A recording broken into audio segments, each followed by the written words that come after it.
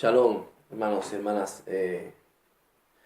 Hoy es el primer día de la semana, así que Shavuot a todos. Yo soy Wilson García, su hermano y consiervo. Hoy deseando compartirles un tema, creo que necesario también y bastante interesante. Para mí es fascinante.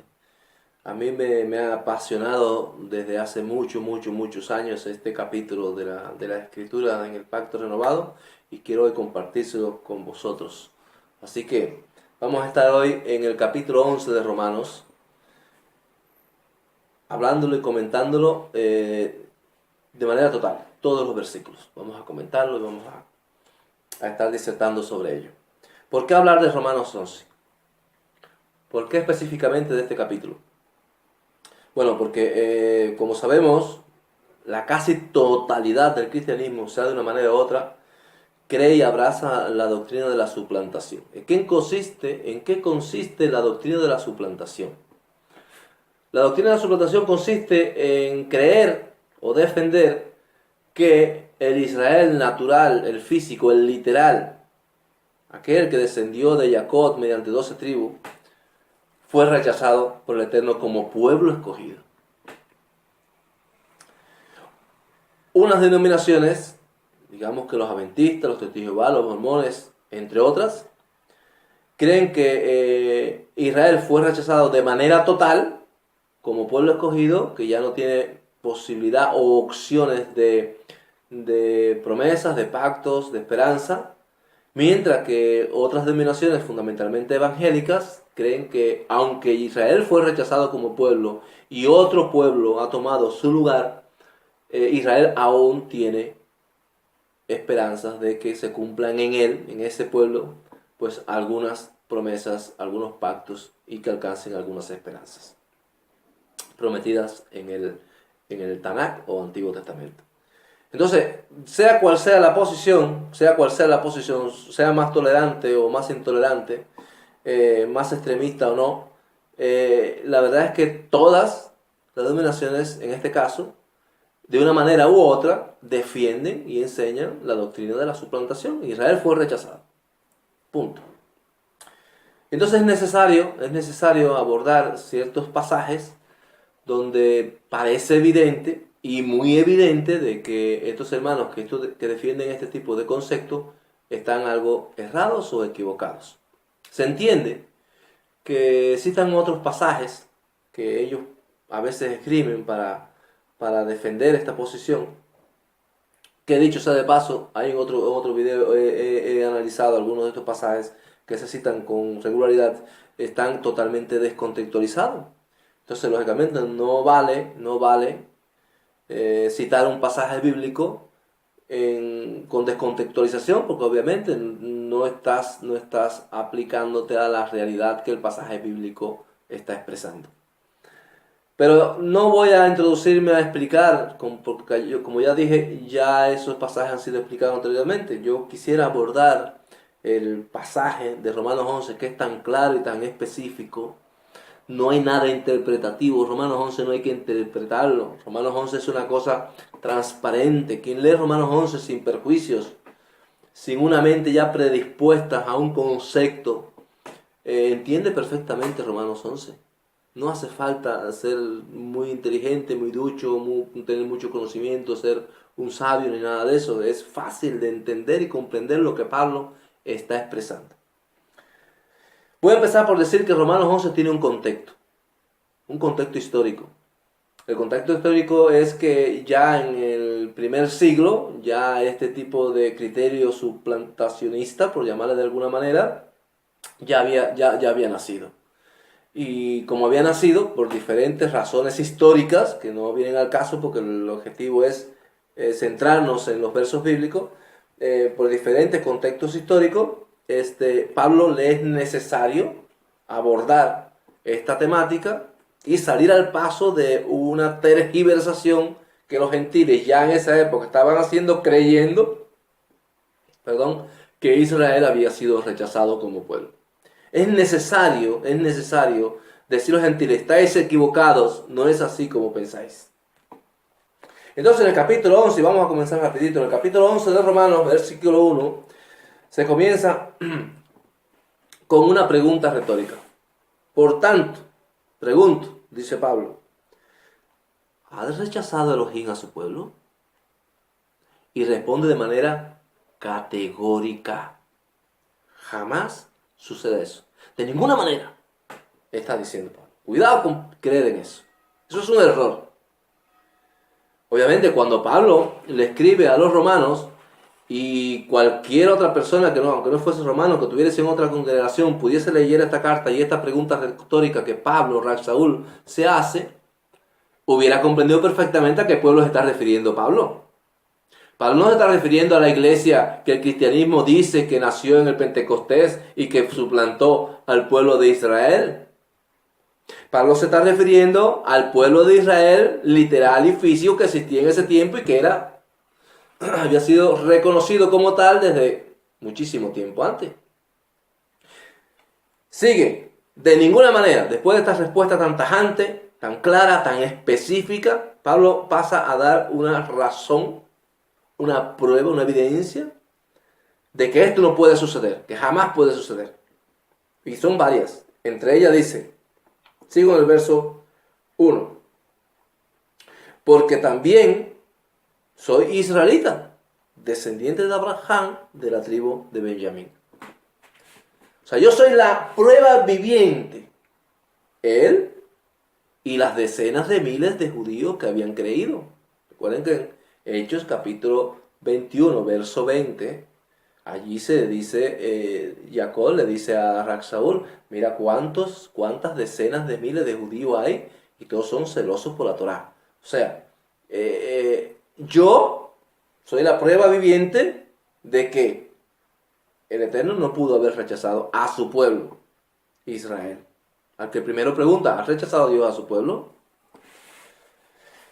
Y lógicamente la escritura es tan llena, como el ejemplo que acabo de citar de Hechos capítulo 21, verso 20, de evidencia de que no solamente era Pablo una evidencia o una prueba, habían decenas de miles de evidencias y pruebas de esto. Dice el verso 2, aquí vamos a dar ya Pablo pasa a dar otras razones por las cuales esto no puede suceder. No ha desechado, y vuelve a negar, con contundencia.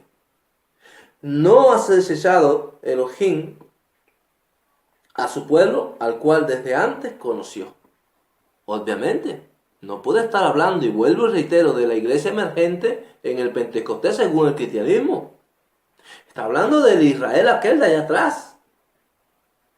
Y está respondiendo categóricamente que no, jamás sucede eso, nunca. Eso no puede suceder, dice Rab Saúl.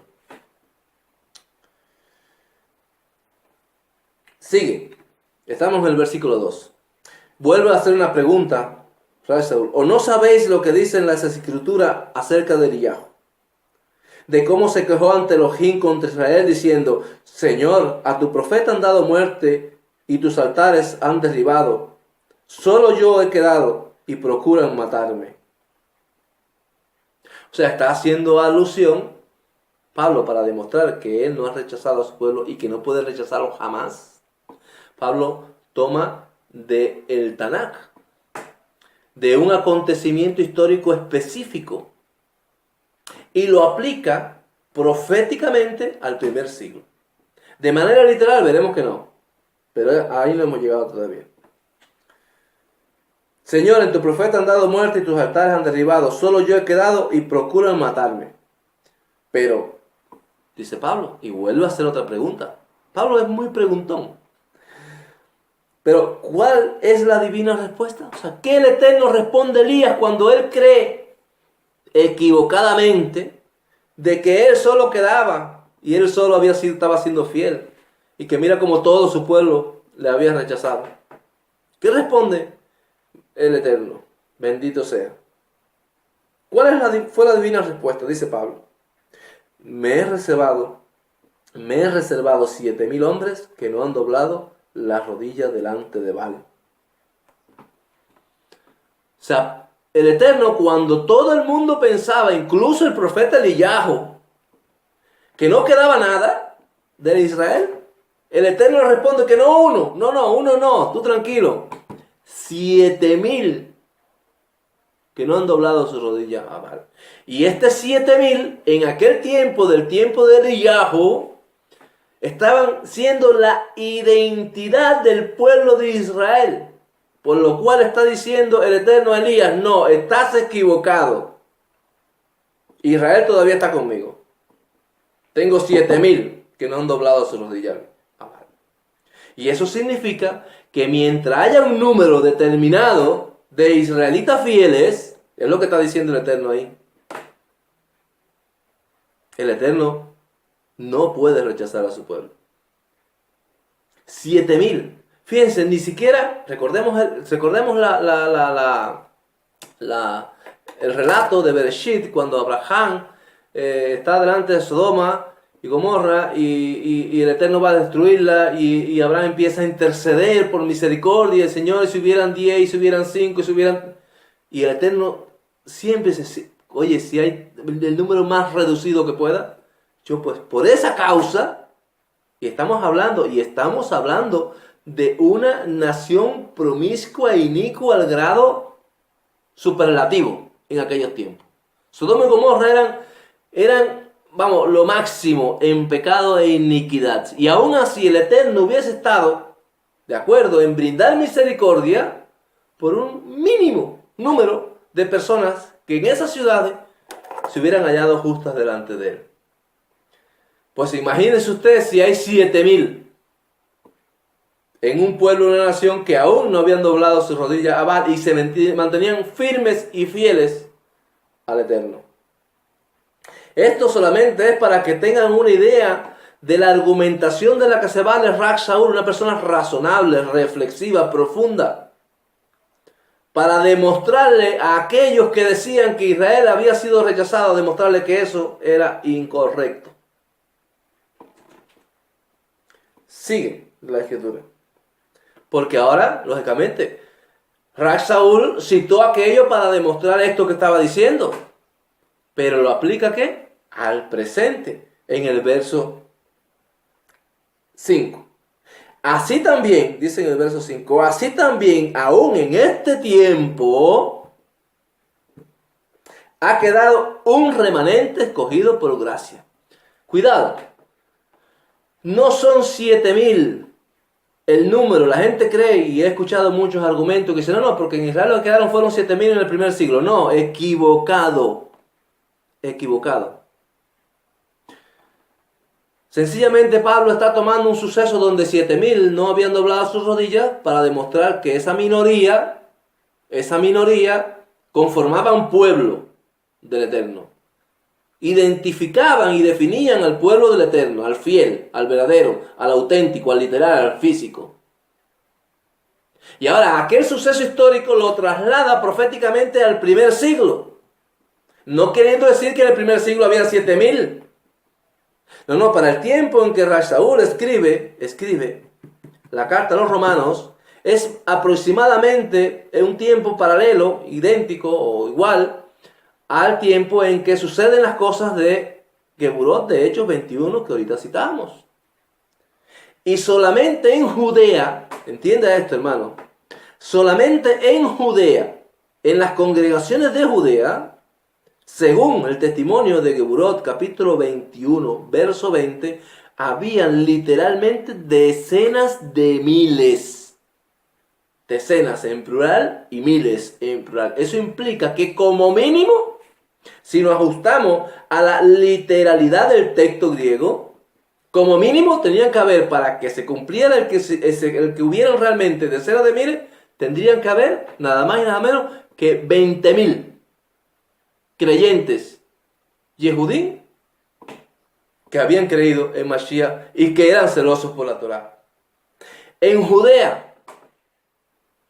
Y eso significa que no estamos contando a las personas judías que creyeron en Mashiach en las naciones, que fueron por miles.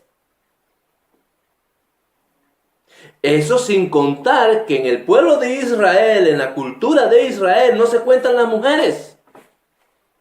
Usted vaya a Crónica, vaya al libro de Bat Midbar en Números. Usted va a ver que siempre van a mencionar a quién, a los hombres, los hijos Solamente aquel que es el primogénito y que lógicamente va a crear una cadena genealógica. Los otros no.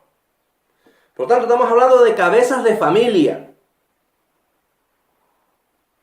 Y Jacob le dice a Saúl en aquel capítulo 20 y versículo 21 de Hechos, mira cuántas decenas de miles de creyentes Yehudín hay y todos son celosos por la Torah.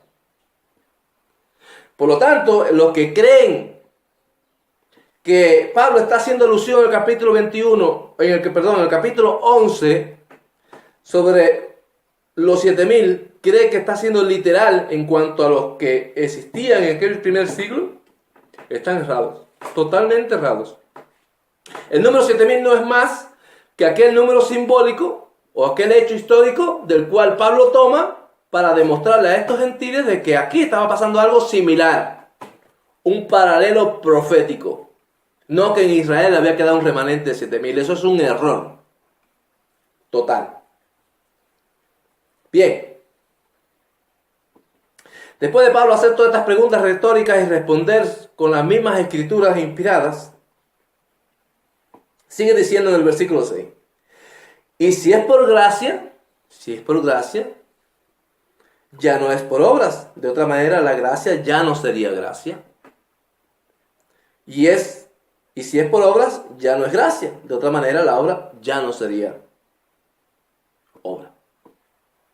Esto podríamos comentarlo profundamente hablando de Efesios 2, 1 al 5, Colosenses 2, 13, que hablan de lo que implica la gracia. Tengo un video sobre la gracia, la ley, la gracia, la salvación por gracia, que anda por ahí. Puedo compartirles el link al respecto. Pero no quiero detenerme en la controversia de qué implica ser salvo por gracia y ser salvo por obra y demás, porque lo que estoy intentando hacer es demostrar que Israel sigue siendo el pueblo del Eterno.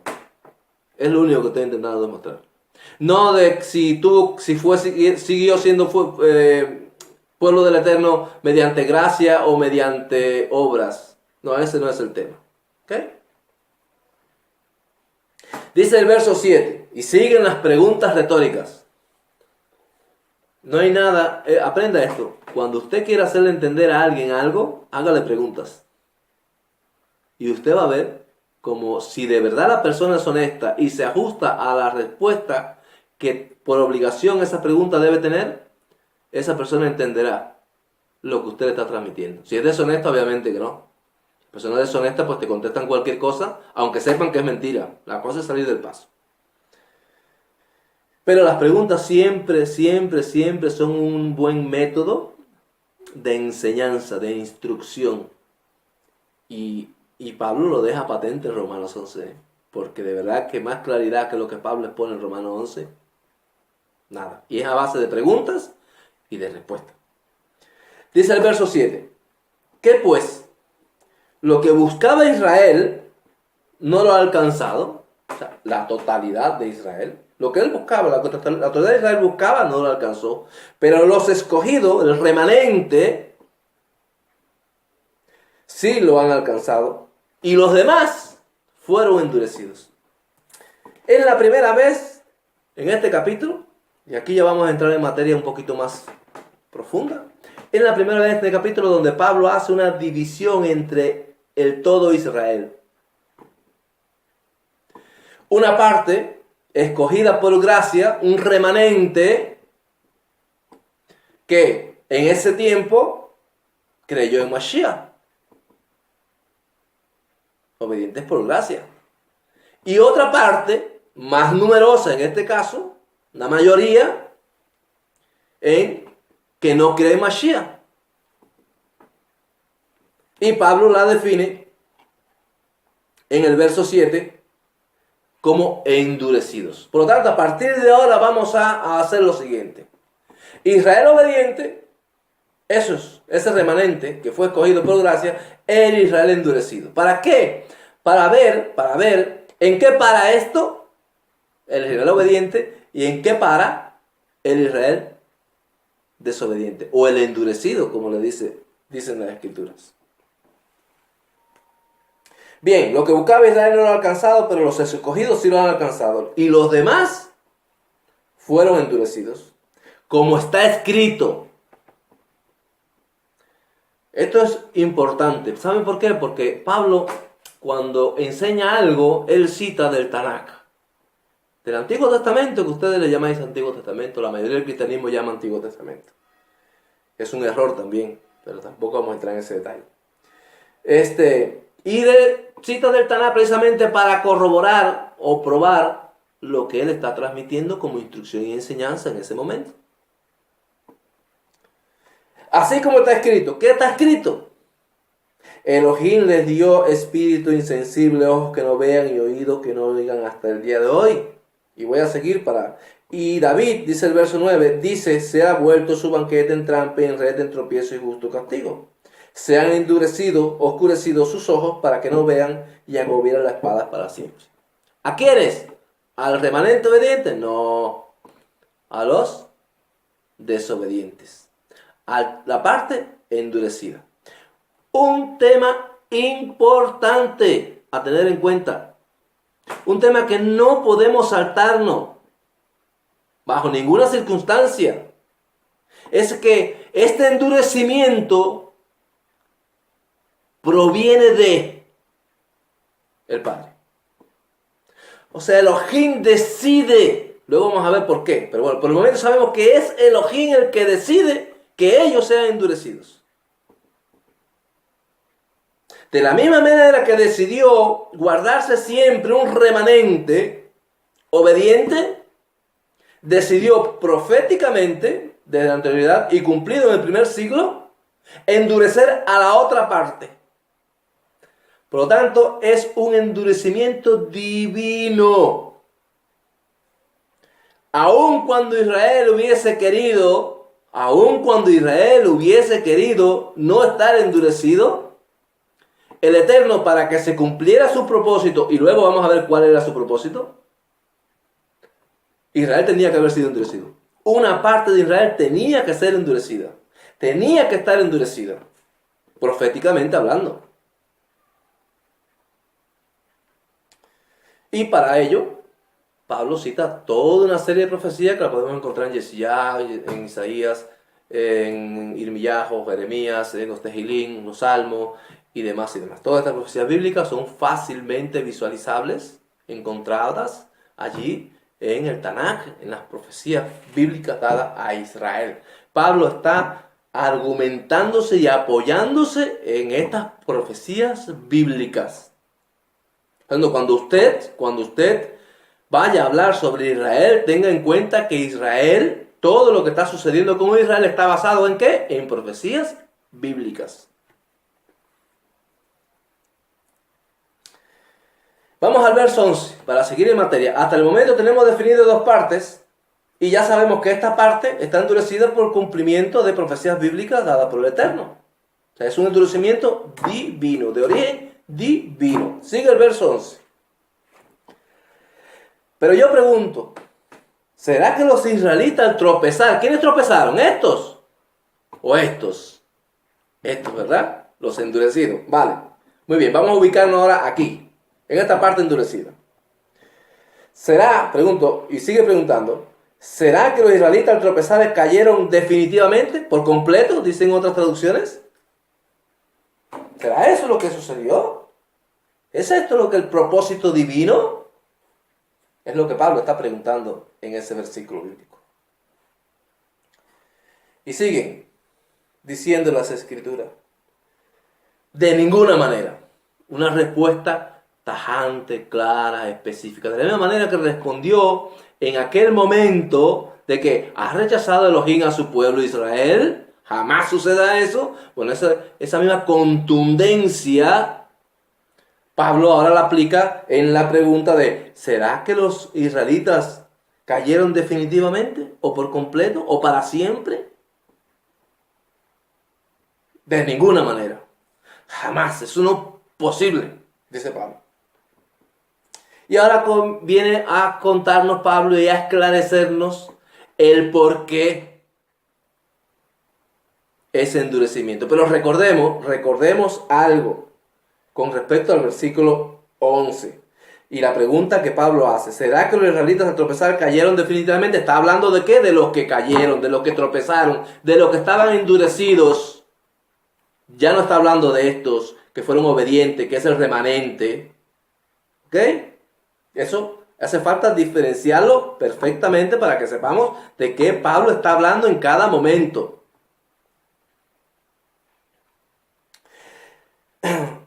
Al contrario, o sea, ni te lo pienses. Lo que tú estás pensando, le dice Pablo a aquellos gentiles que estaban pensando aquello, lo que tú estás pensando es lo contrario de eso que estás pensando. Bendito sea el Eterno. Pablo es maravilloso. Quien lo entiende, vamos, no se pierde. Pablo no se pierde, quien lo entiende. Dice el verso, sigue diciendo el verso 11. Al contrario, debido a su tropiezo o transgresión, vino la salvación a los gentiles. A fin, o sea, con el propósito de provocarles a celos. Ese es el primer propósito divino que tiene el Eterno para endurecer a Israel. A fin de permitir que los gentiles entrasen para provocarle a celos. Aquí tenemos también el primer oficio o razón de ser de entrada de los gentiles al pueblo de Israel. ¿Qué cosa? Provocarle celo. ¿A quiénes? A los que tropezaron. Sin entrar en mucho detalle, voy a hacer una pregunta retórica a manera de Pablo. ¿Cómo es posible que nosotros, siendo desobedientes a la Torá, estemos dando celos a aquellos que obedecen Torá y a aquellos a los que se les dio Torá? Pero no es el tema, tranquilos. Es una pregunta retórica. Me he desviado, me disculpo. Bien, sigue diciendo. Dice el verso 12, si su transgresión, o sea, si su tropezo, ¿de quién? De estos que tropezaron y fueron endurecidos. Si su tropiezo o transgresión ha servido para enriquecer al mundo y su caída a los gentiles, ¿cuánto más será su plena restauración? Voy a repetirlo, porque esto no tiene desperdicio. Si su transgresión, su tropiezo de estos endurecidos ha servido para enriquecer al mundo, las naciones, y su caída ha servido a los gentiles, ¿cuánto más su plena restauración? O sea, Pablo está diciendo ya de una manera bastante clara y evidente, pero insinuando, solamente insinuando, es verdad, de que estos que están aquí esperan ¿qué cosa? Una plena restauración. Han caído, han tropezado con un propósito y un fin específico. Pero si ese tropiezo, esa caída, esa transgresión conlleva la riqueza del mundo y al llamado de gentiles, ¿cuánto más podría significar en el mundo la plena restauración de aquellos que tropezaron? Aleluya. ¿Se da cuenta usted de estas cosas? ¿Llega usted a comprender y a discernir la profundidad de lo que Pablo está diciendo? Pero tengamos en cuenta algo, Esto está endurecido, cuidado.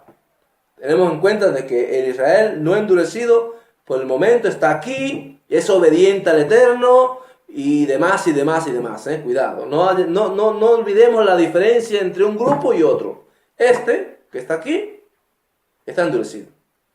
Y de este se dice que su transgresión es riqueza para el mundo. Imagínese usted lo que implicaría su plena restauración.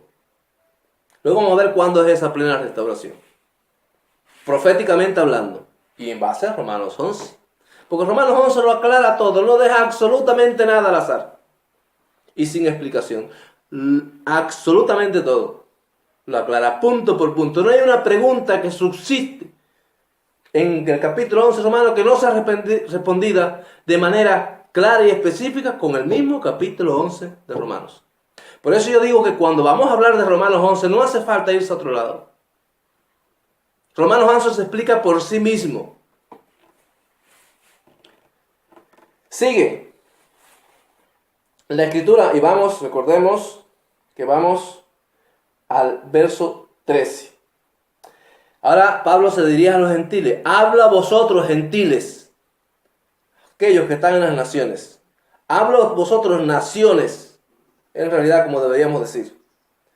Habla vosotros, naciones, por cuanto yo soy apóstol a las naciones, honro mi ministerio. O sea, estoy en el deber de anunciarles, alertarles, advertirles. Por si de alguna manera, dice el verso 14, por si de alguna manera pudiera provocar a celos a los de mi sangre. O sea, ya Pablo estaba cumplimentando lo que anteriormente ya había dicho. Él quería darle celo a los Yehudim. ¿Cómo le daba celo a estos Yehudim? Pues yendo a las naciones y proclamándole un mensaje de salvación, de pertenencia, de ser coherederos, de ser copartícipes de pactos, esperanzas y promesas a los gentiles, a las naciones. Claro, esto decía, espérate, esto es mío. ¿A qué se lo vas a dar a las naciones? Eso me pertenece a mí fue dado. No, te estoy dando celo, dice Pablo. Ahora podemos entender por qué Pablo dice que le está dando celo a estos, no a estos, sino a estos. Por si de alguna manera, dice el 14, y seguimos en él, pudiera provocar a celos a los de mi sangre y hacer salvo a algunos de ellos, no a todos. ¿Por qué? Después vamos a meditar un poquito más en el detalle, pero vamos a adelantar algo. Este endurecimiento que está aquí se extiende en el tiempo, por lo tanto tiene que permanecer. Mientras tanto, Pablo, que sabe que tiene que permanecer el endurecimiento, él trata de que algunos de los que están aquí endurecidos sean salvos en aquel tiempo en el que él predica. Ahora luego vamos a ver por qué trasciende en el tiempo este endurecimiento y podemos entender entonces por qué Pablo en ese momento dice, por si puedo hacer salvo a algunos de ellos. Este pasaje es muy utilizado en ocasiones por los hermanos que creen en la doctrina de la suplantación para afirmar que los judíos son salvos, algunos de ellos nada más. Él no es lo que Pablo está diciendo. Sigue el verso 15. Aquí vamos de nuevo a lo que Pablo le dice a los gentiles, a los beneficios que obtienen los gentiles y al propósito divino del endurecimiento de una parte de Israel, una parte mayoritaria. Dice el verso 15, porque si su exclusión, te excluyo, después vamos a ver por qué está excluido, porque si su exclusión es la reconciliación del mundo, o sea, su exclusión permite el que el mundo se reconcilie con el Eterno. Fíjense qué clase de profundidad, qué clase de revelación Pablo recibió y de qué manera tan clara y específica la explica que hasta un niño la puede entender. Porque si su exclusión de esta parte endurecida es la reconciliación del mundo, ¿qué será su admisión sino vida de entre los muertos? Aquí voy a señalarlo porque después que tengo que comentar algo sobre aquí, pero es que no me quiero adelantar. Sabemos que la exclusión, según Pablo, de esta parte endurecida que está aquí, reconcilia o permite en el propósito divino reconciliar a las naciones, al mundo, con el Eterno. Ese es el propósito divino del endurecimiento de Israel.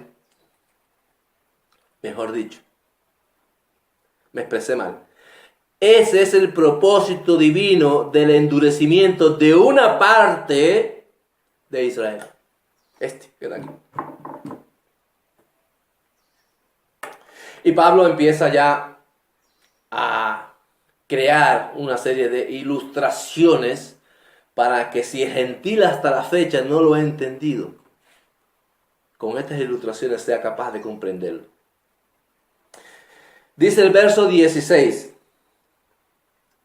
si las primicias son santas, o sea, aquello que fue escogido de manera primaria, como principio, fue santo, también es lo más restante.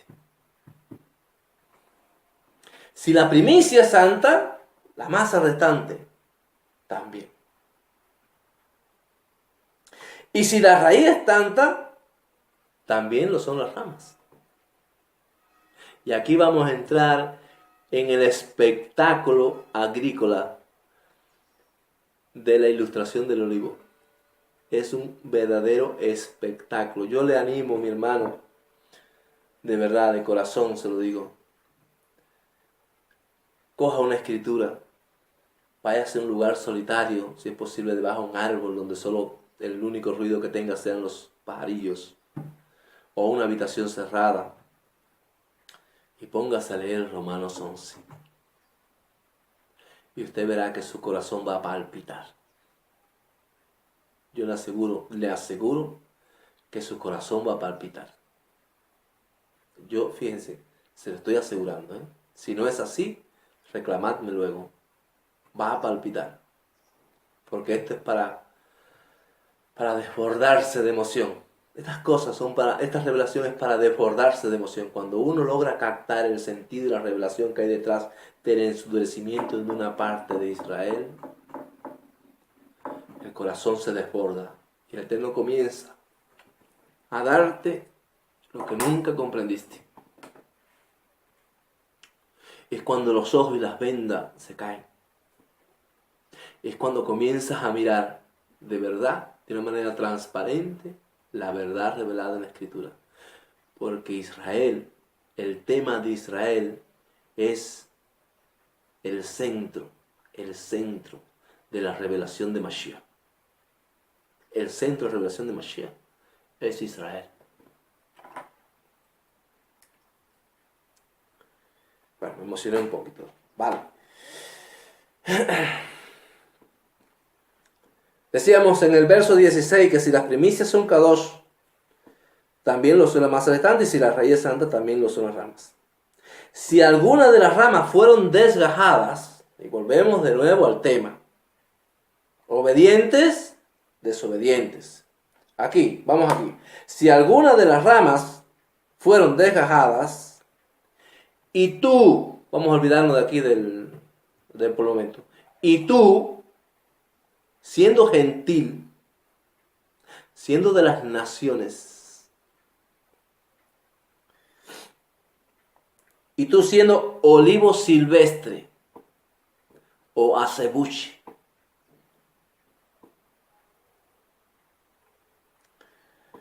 has sido injertado entre ellas y has sido hecho partícipe de la raíz y de la rica savia del olivo, no te jactes contra las ramas, y si te jactas, recuerda que no sustenta tú a la raíz, sino la raíz a ti. Está hablando a ti, que provienes de las naciones. A ti que eres gentil y que pertenecías a un olivo silvestre, un acebuche.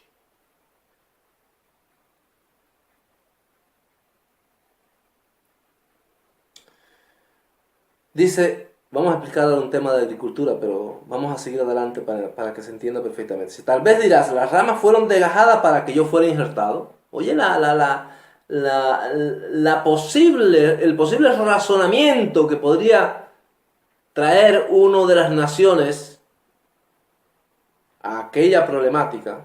Porque claro, todo el mundo quiere justificar su creencia.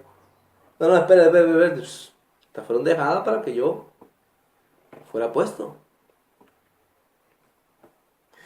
Dice Pablo, por su incredulidad, seguimos hablando de esto, por su incredulidad fueron dejadas, pero tú por la fe que estás en pie. Así que no te jactes, sino teme, porque si Elohim no perdona las ramas naturales, a ti tampoco te perdonará. Si Elohim fue capaz de arrancar del olivo natural a las ramas naturales, endurecerlas, fundamentalmente por su desobediencia. Algo que ya estaba previsto y profetizado con anterioridad. Pero si este que fue natural fue desgajada, imagínate tú, que provienes de las naciones, que eres un injerto, Por cierto, un injerto contranatural.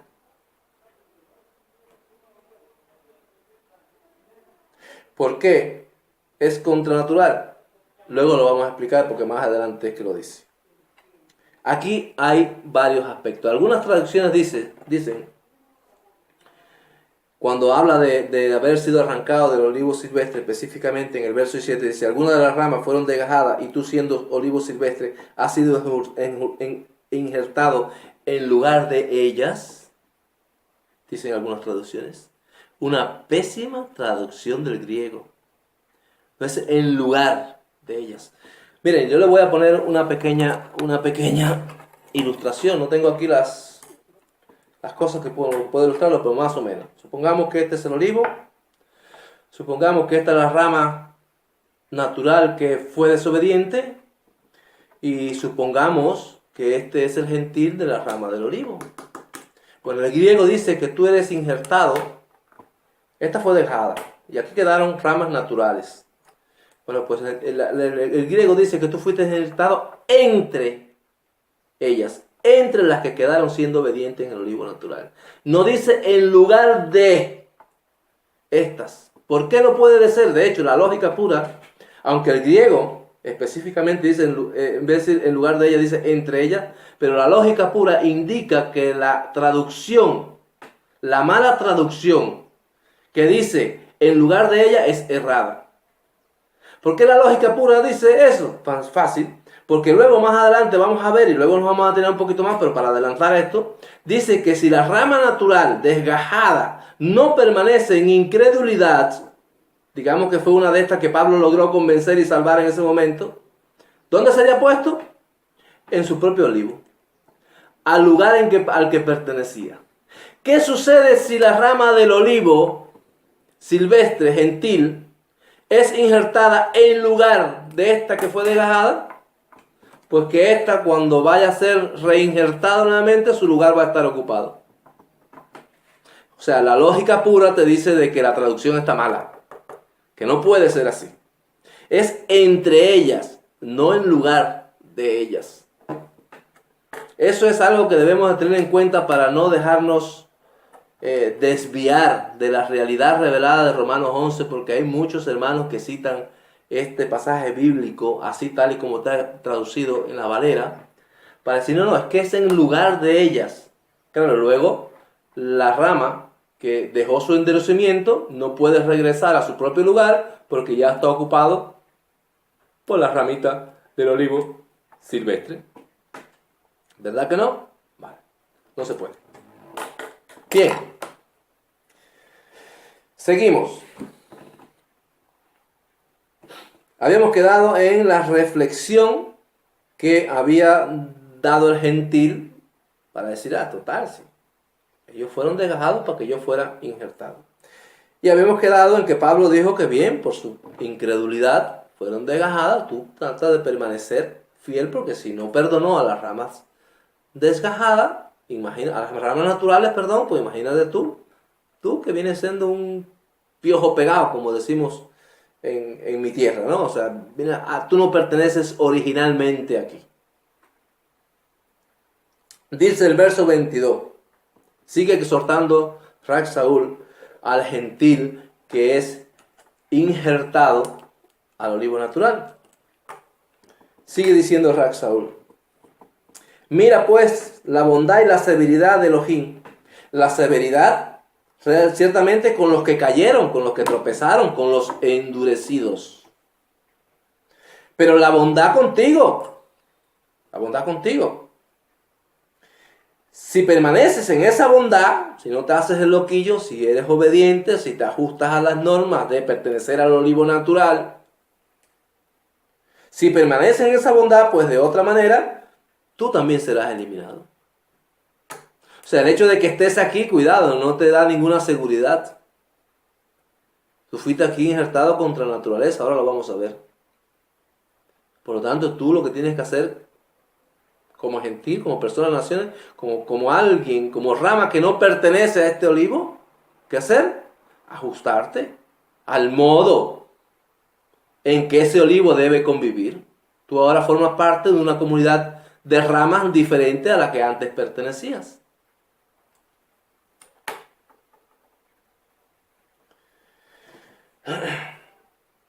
Y ahora dice el verso 23, y aún ellos, los endurecidos, los que tropezaron, los que estaban en incredulidad, y aún ellos, si no permanecen en incredulidad, serán injertados o reinjertados, o sea, regresarán. En el tiempo en el que Israel debe permanecer endurecido, o una parte de Israel debe permanecer endurecido, hay ramas que por misericordia, por gracia, por muchas cosas, por muchos factores, dejan de estar endurecidas. ¿Y qué pasa con ello? Pues son reinjertadas a su propio olivo. Dice, aún si ellos no permanecen en incredulidad, serán injertados, pues poderoso Elohim para volverlos a injertar, para volverlos a poner allí a donde pertenece. Si tú fuiste cortado del que por naturaleza, y ya se dirige Pablo a los gentiles, si tú fuiste cortado del que por naturaleza es olivo silvestre y contra naturaleza, fíjate, y contra naturaleza fuiste injertado en el olivo natural, en el buen olivo, ¿cuántos más estos desgajados? ¿Cuántos más estos desgajados? Que son ramas naturales, serán injertados en su propio olivo. ¿Os dais cuenta ahorita que hablamos en el término de entre ellos, entre ellas o en lugar de ellas? Pues vale, la opción de que esta rama regrese a su propio lugar está abierta. Por lo tanto, el gentil que es injertado contra la naturaleza no puede venir a ocupar el lugar de esta, sino que viene a ser injertado entre las ramas que permanecieron en el olivo natural.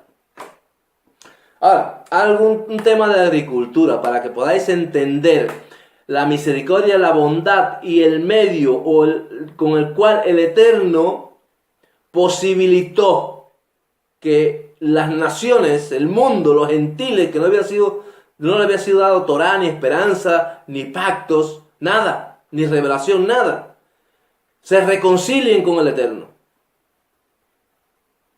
Vamos a ver la profundidad de esto por el medio de un ejemplo de agricultura que Pablo es el quien lo da en Romanos 11.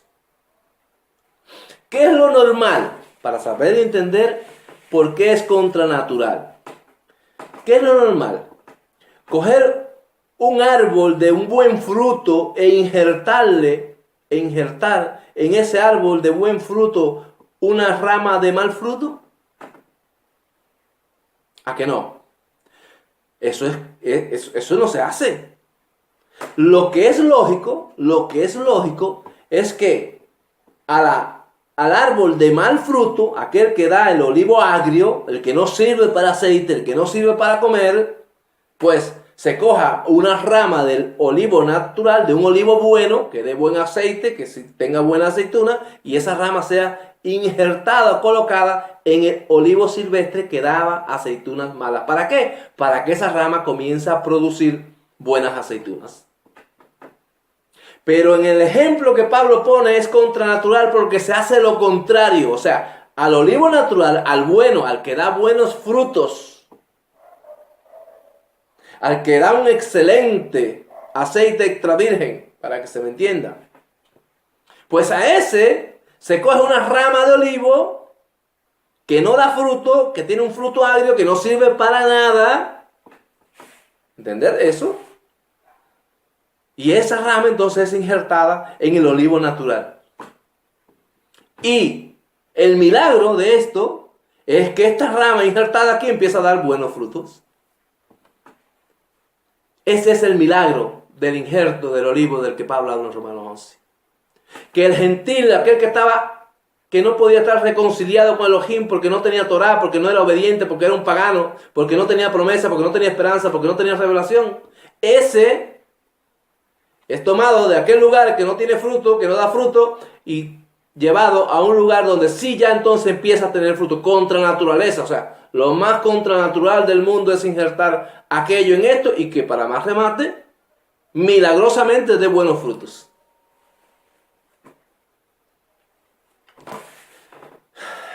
Lo más precioso que pueda existir.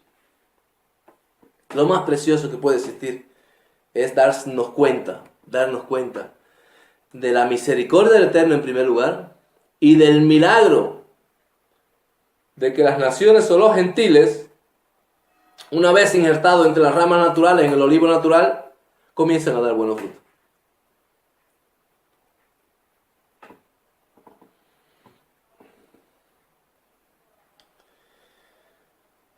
Bendito sea el Eterno.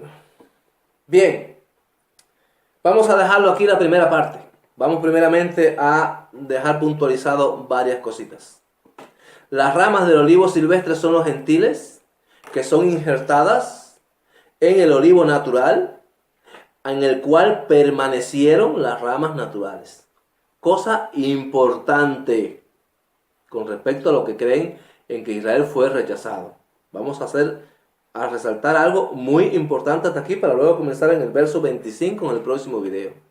Lo importante es que las ramas se quedaron, obedientes, se quedaron en su propio olivo. El Eterno no crea un nuevo olivo, o sea, un nuevo pueblo. Eso es incorrecto.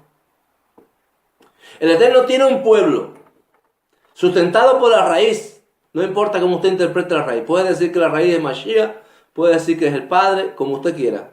Las ramas sabemos que son los israelitas. ¿Vale? El olivo representa el pueblo de Israel. ¿Sustentado por quién? Por la raíz. No importa quien usted diga que es la raíz. No vamos a discutir sobre el tema.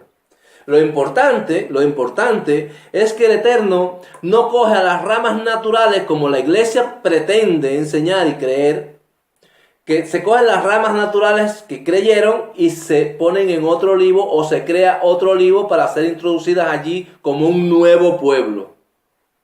Esa idea es ajena al capítulo 11 de Romanos. No se puede ni siquiera intentar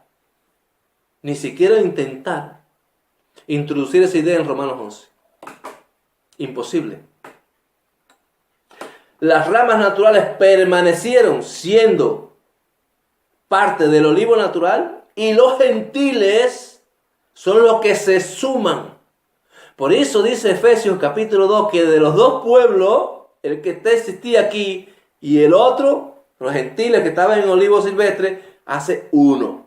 No es que crea un nuevo pueblo, es que fusiona al pueblo natural con el pueblo gentil. Trayendo al gentil al pueblo natural, no al revés, como pretende la iglesia.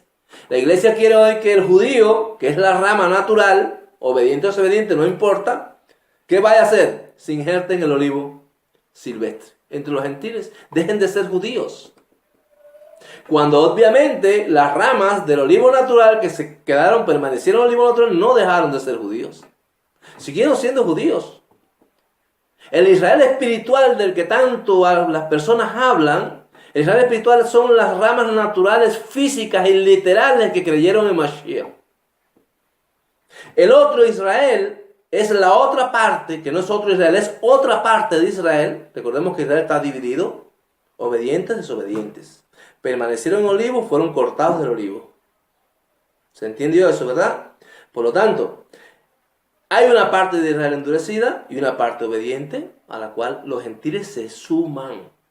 Y esta parte obediente no fue cortada de ningún olivo, permaneció en su propio olivo. Eso debe entenderse.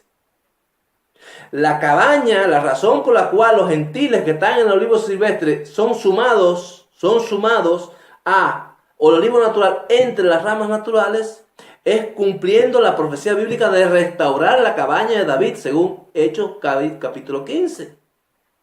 Y eso implica que la cabaña de David era algo ya existente. El Eterno no dice ahí que va a crear un nuevo pueblo, sino que va a restaurar algo que ya existía. que lo va a reparar, que lo va a reedificar. Y los gentiles, por misericordia y contra naturaleza, vienen a formar parte de esa restauración. Nos vemos en un segundo.